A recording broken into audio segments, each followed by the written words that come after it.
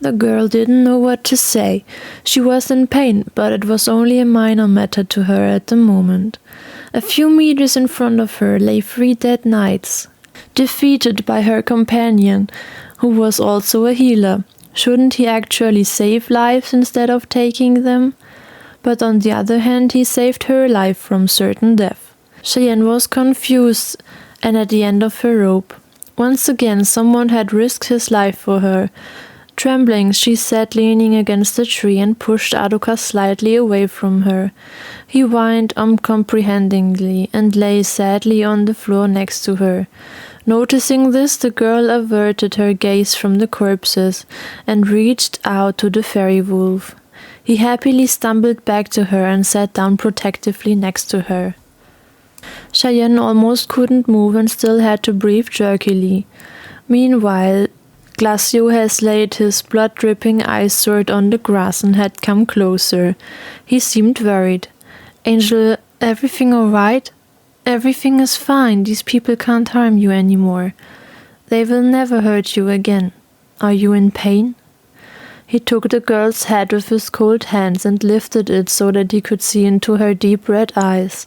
However, these were clear, and the healer knew that Cheyenne was fully conscious and only slightly shocked. However, before he let go of her head, he took a closer look at the eyes, and his gaze became thoughtful. The girl withdrew from his hands and tried to breathe calmly. "Am I in pain?" "Everything hurts. I thought the guy was going to break my every single bone." Glaczio grinned and closed his eyes. Then a magic circle appeared at the ground at his feet, and he used his healing spell again. For the second time that day, an enormous feeling of cold flowed through the girl's body, which briefly hurt more than the actual complaints. Then, however, her suffering was alleviated, and she was able to stand up. The healer and Adokas also stood up, and Cheyenne thanked him. "Thank you. Again. I'm starting to get really deep into your depth, huh? Why did you help me and fight against these knights? They could have killed you." Glaczio picked up his sword and wiped off the blood that stuck to it in the grass that grew beside the tree before giving her an answer. "You know that I like to be the savior in need for pretty ladies, but this answer isn't enough for you, so I'll put it this way. I knew that if the knights didn't sleep all night, they must be pretty tired, so I didn't put my life in danger for you. They wouldn't even have the strength to block a strong sword blow. In addition, I can handle my sword much better than them. After all, these were knights on the lowest rank. They just get the basic training. Besides, I can't stand idly by and watch these evil people do something to my angel here, can I?" He grinned and turned around. "Well, doll, now that you're back on your feet, I suggest we get out of here as soon as possible before more of them come, or someone sees that they're dead on the ground and we're nearby. That wouldn't necessarily be beneficial." Glaczio went to the pony and took off the scabbard of his ice sword attached to the saddle, put the blade in it and attached it to his belt. From now on, he probably wanted to carry his sword with him at all times and be prepared for anything, just as Cheyenne had her bow through her weapon belt with her all times. The girl knew that her companion was right. They had to get out of here as soon as possible, but the matter was not yet settled for them.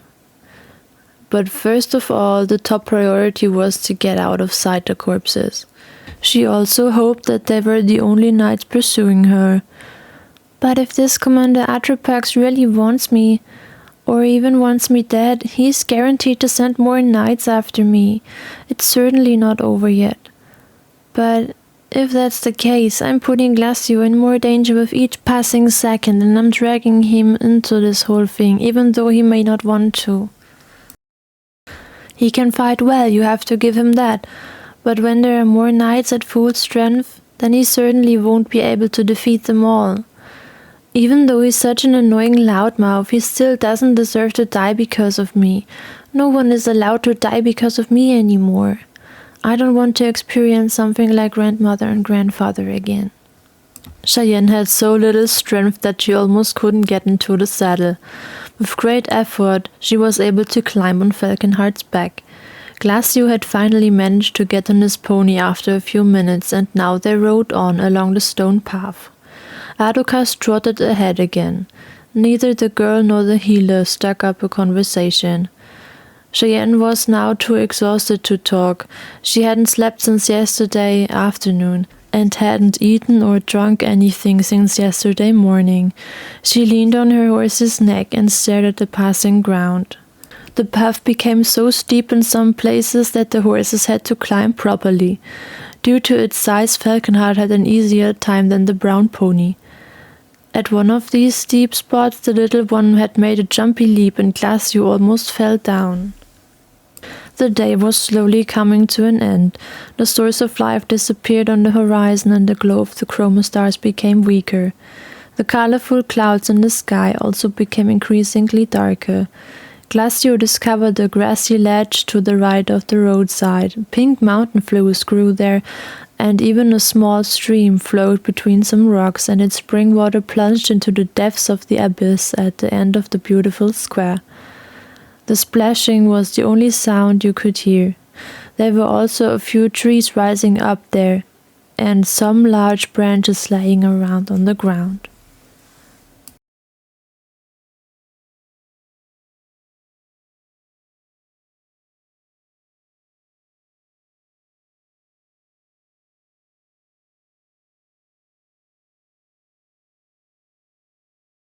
The healer steered his pony to the spot, and Cheyenne let Falconheart run towards it as well.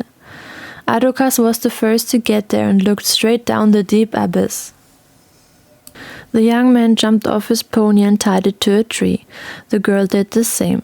Both horses started grazing, and while Falconheart gathered a few branches and twigs to make a fire, Cheyenne stayed with her big four-legged friend and scratched his neck. Falconheart chewed contentedly and snorted. "Oh, what would I do without you, Falconheart? Thank you for carrying me all the way here. Now rest nicely. You really deserve it. You are really the best horse in the whole world. I love you so much. Thank you for existing." Cheyenne gave him a kiss on the neck, then went to her companion and sat down on one of the fallen tree trunks, in the middle of which a small orange-yellow fire illuminated the darkness. Adokas had curled up next to it and seemed to be asleep from exhaustion. Glaczio couldn't resist a comment. "Hey, little angel, I want a kiss from you too. Oh, and I want to be cuddled too." He grinned and seemed very amused by Cheyenne's eye-rolling. Since she apparently did not want to talk to him, he continued to speak. "There is a stream of spring water over there. You can drink from it without hesitation. I can imagine that you are extremely thirsty. I don't have anything to eat with me, but the berries on the bush back there are delicious, sweetie." The girl was very grateful to him and realized that this time he really meant well with her. He had even almost completely renounced the nicknames. She was almost proud of him. Tired, Cheyenne stumbled over to the small creek and took a handful of water. It tasted delicious. Never before had she drunk such clear and good water. In the Undercity it had been almost inedible, and always had to be boiled before it could be drunk. Because the people in the slums had no running water from the tap, they had to fetch some from the river every day. Cheyenne took a few more handfuls of cool water until she quenched her thirst. Now she wasn't so hungry anymore, but decided to pick some berries and eat them anyway.